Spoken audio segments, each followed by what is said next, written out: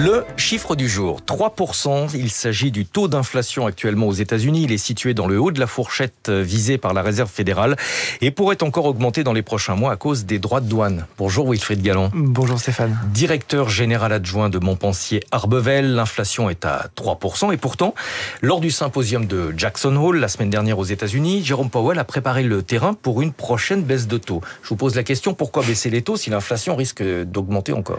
En fait, ça a été un discours effectivement assez marquant. En 2022, il avait fait un discours de guerre, en disant vous allez avoir du sang, de la sueur et des larmes et je vais vaincre l'inflation.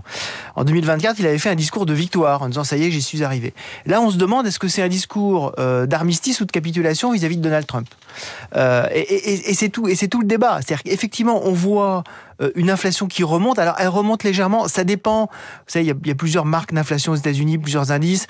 L'inflation dite PCE, celle qui suit, est un petit peu en dessous de 3%. Mais effectivement, vous le soulignez, sur les 3 derniers mois, on voit qu'on commence à avoir une certaine poussée de l'inflation, en particulier sur la partie des biens, qui était évidemment la partie la plus concernée par les droits de douane. Mais en parallèle à ça, ce qu'on voit quand même, c'est qu'on a une économie américaine qui se fragilise, en particulier sur le marché de l'emploi. Alors 4,2% de chômage, c'est formidable. On aimerait bien avoir ça en France.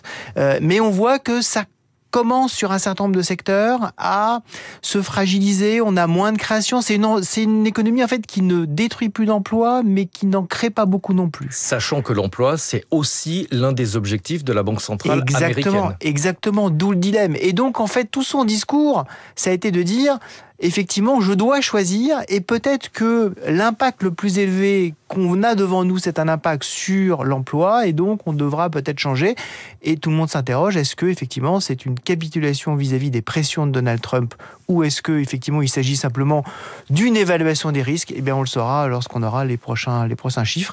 En tout cas, c'est vrai que ça a été un événement important la semaine dernière. En tout cas, les propos de Jérôme Powell la semaine dernière à Jackson Hole n'ont pas suffi à Donald Trump qui réclame des baisses de taux importante et surtout au plus vite. Et il continue en parallèle de peser sur la Fed. Il a même menacé de remplacer Jérôme Powell. Clairement, Donald Trump dit « Moi, je veux 3% de baisse de taux ». On est à peu près à 4,25% aujourd'hui, entre 4,25 et 4,50. Il dit « Moi, je veux que les taux soient à 1,5%. » Alors, évidemment, une baisse de taux, pour Jérôme Powell, c'est 0,25%. Donc, on serait très très loin. 0,5 au mieux. Voilà, 0,5 au mieux. Et là, on voit qu'effectivement, Donald Trump met une pression considérable sur la Réserve fédérale. Il est en train de mettre une pression sur un des gouverneurs de la Réserve fédérale, Lisa Cook, qui a été nommé par Joe Biden, pour des raisons effectivement de données ayant servi à l'obtention d'un prêt immobilier, qu'elle n'aurait pas été parfaitement honnête sur l'obtention de ces données. Il n'a peut-être pas toujours été aussi regardant d'ailleurs sur son propre dossier, Donald Trump. Totalement. Et en fait, on voit qu'effectivement, Donald Trump veut piloter l'économie. Et je pense que ça, c'est vraiment quelque chose de très important.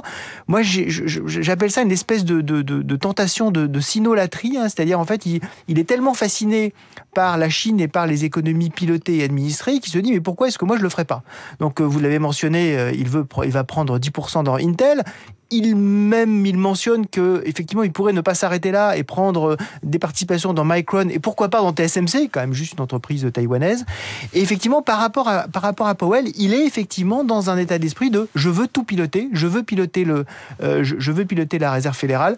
Donc à partir de ce moment-là, effectivement, on a une économie qui change. Comment est-ce que vous percevez cette pression de Donald Trump ? Dans une interview accordée hier à la chaîne américaine Fox News, la présidente de la BCE, Christine Lagarde, a défendu l'indépendance des banques centrales qui, selon elle, deviennent dysfonctionnelles lorsqu'elles cessent d'être indépendantes ou lorsqu'elles sont menacées.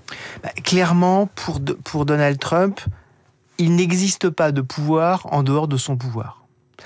Et Christine Lagarde a rappelé que la monnaie était peut-être quelque chose de trop important pour être laissée au minimum à la discrétion d'un seul homme, voire même aux variations de l'opinion publique. C'est extrêmement tentant de jouer sur la monnaie pour résoudre ces problèmes. Le souci principal, c'est que quand vous avez une monnaie qui est fragilisée, alors toute votre économie, toute votre société est fragilisée. C'est votre socle qui est fragilisé. L'indépendance des banques centrales, depuis les années 70, est censée protéger tout ça. Et là, effectivement, Christine Lagarde l'a rappelé, c'est un des risques qui pèsent sur l'économie américaine. Quelle est la réaction des marchés face aux ingérences de Donald Trump? On voit que les marchés sont calmes, plutôt positifs d'ailleurs.